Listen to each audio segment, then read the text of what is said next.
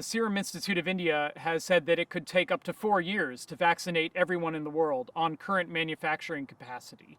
And if we reflect on the consequences in the United States over the past year of the pandemic, we can imagine what that would be like for people who are living in resource-poor locations in countries that don't have the resources to fight back over the course of several years. It will be positively devastating. The consequences will endure for a generation. Now, today, of course, we have seen many rich countries purchasing up the available supply of vaccines. We're in the midst of a vaccine apartheid. I'm Peter Maybarduk. I'm the Access to Medicines Director at Public Citizen, which is a consumer organization based in Washington, D.C.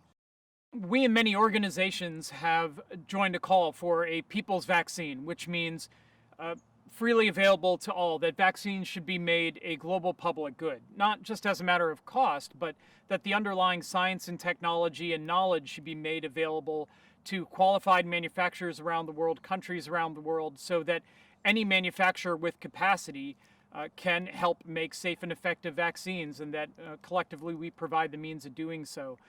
We think if the President of the United States calls on all of us, companies, people, world leaders, to cooperate toward ending the pandemic, that we will see research and technology sharing and make great strides.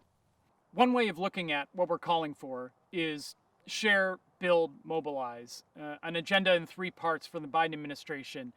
Now that the president has taken office, he should call on vaccine makers, on research institutions, on global leaders to cooperate, to put their technology into a pool, and to come up with a robust manufacturing plan to get vaccines as quickly as possible to the world's population. That's mobilize. The Biden administration should share. It should share technology with the world. It should make vaccines essentially global public goods and say, we're going to help teach you how to make safe and effective vaccines. We're going to make these technologies available. Please do the same with any technologies that are in your domain.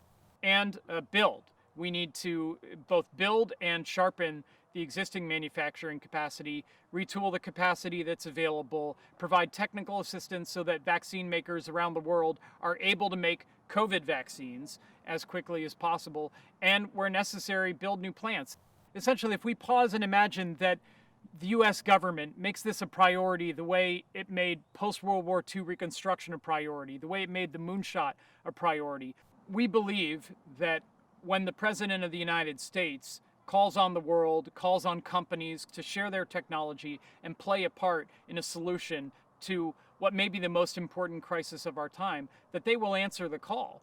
However, if they do not, the President has authority under existing law to compel their cooperation, to license their patents, to authorize use of the government's own patents, and the President should add to that call for the U.S. role in the world to say, we are going to bring together technology holders, world leaders, to share what they know and to make vaccines available to the world as quickly as possible.